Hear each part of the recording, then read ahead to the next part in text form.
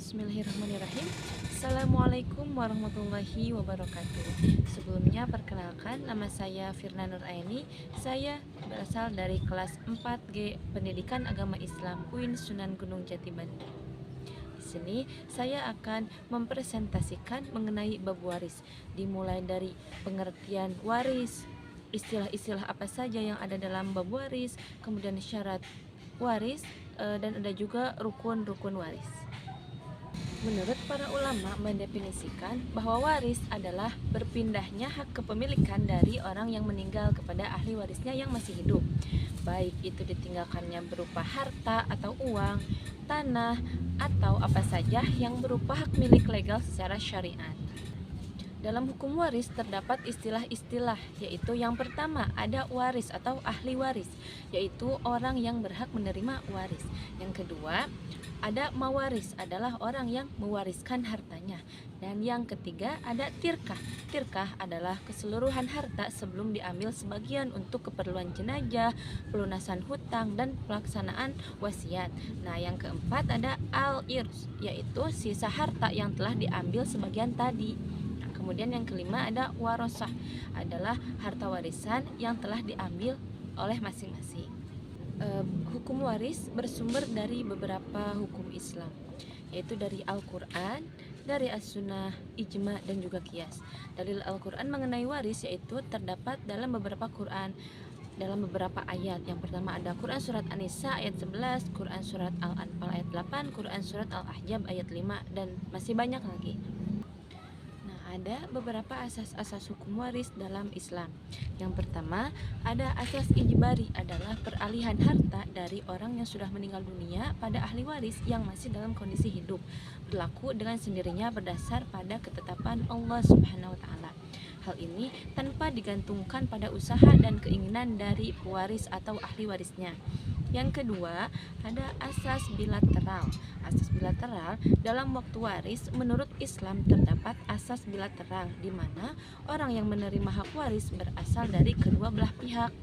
Kerabat yang dua pihak kerabat yang adalah dari garis keturunan laki-laki maupun perempuan. Nah, dalam asas ini terbagi menjadi dua dimensi yang terdiri dari anak dengan orang tuanya dan anak yang bersaudara jika pewaris tidak memiliki anak dan orang tua. Yang ketiga, ada asas individual. Asas individual dalam hukum waris menurut Islam adalah setiap ahli waris memiliki hak pada bagian yang didapatkannya tanpa terikat dengan ahli waris yang lain. Dalam asas individual ini berarti ahli waris yang mendapatkan bagiannya dari harta pewaris hanya dimiliki secara perorangan saja. Kemudian yang keempat ada asas keadilan berimbang. Nah, dalam hukum waris menurut Islam ini adalah adanya keseimbangan antara harta warisan yang menjadi hak seseorang dengan beban biaya hidupnya yang harus ditanggung, seperti halnya seorang laki-laki dan perempuan yang mendapatkan bagian sesuai dengan biaya hidup yang harus ditanggungnya dalam kehidupan keluarga maupun di masyarakat. Kemudian yang kelima ada asas kematian. Asas kewarisan akibat kematian ini adalah kewarisan jika ada yang meninggal dunia, di mana kewarisan tersebut menjadi ada sebagai akibat dari seseorang yang meninggal dunia. Nah, berpindahnya harta milik seseorang pada orang lain terjadi jika orang yang mempunyai harta tersebut dinyatakan telah meninggal dunia, dan selama itulah harta tersebut tidak dapat berpindah pada orang lain. Asas yang terakhir dalam hukum waris menurut Islam ini adalah asas tandih, di mana jika seseorang yang sudah meninggal dunia meninggalkan harta, maka ahli warisnya yang sudah ditunjuk harus menaksir terlebih dahulu semua harta warisan tersebut untuk dijadikan rupiah. Untuk pembagian harta warisnya dilakukan setelah harta tersebut sudah ditaksir ke rupiah. Gitu. Dalam bab waris terdapat syarat-syarat yang harus ada. Yang pertama, pewaris telah meninggal dan kematiannya itu dapat ditetapkan tanpa bukti atau mati secara substansial atau dengan keputusan atau mati secara hukum. Nah, itu yang pertama. Yang kedua, pewaris harus masih hidup atau putusan hakim menyatakan masih hidup pada saat kematian pewaris yang sah. Nah, selain syarat ada juga rukun. Ada nih rukunnya. Yang pertama, orang yang mewariskan atau secara Islam disebut al-muwaris. Dalam hal ini orang yang telah meninggal dunia yang berhak mewariskan harta bendanya. Rukun yang kedua, orang yang mewarisi atau al-waris, yaitu orang yang memiliki ikatan kekeluargaan dengan orang yang meninggal berdasarkan sebab-sebab yang menjadikannya sebagai orang yang bisa mewarisi.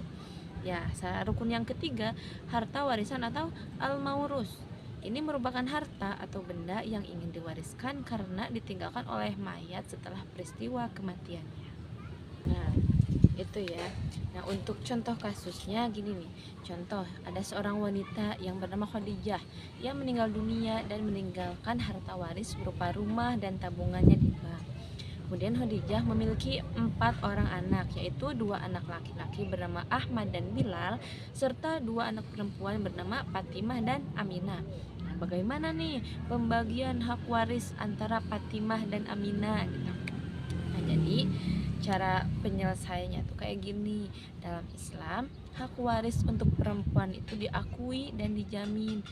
Anak perempuan ini memiliki hak atas harta waris sesuai dengan prinsip-prinsip yang telah ditetapkan dalam Al-Quran dan Al-Hadis Nabi Muhammad Shallallahu Alaihi Wasallam.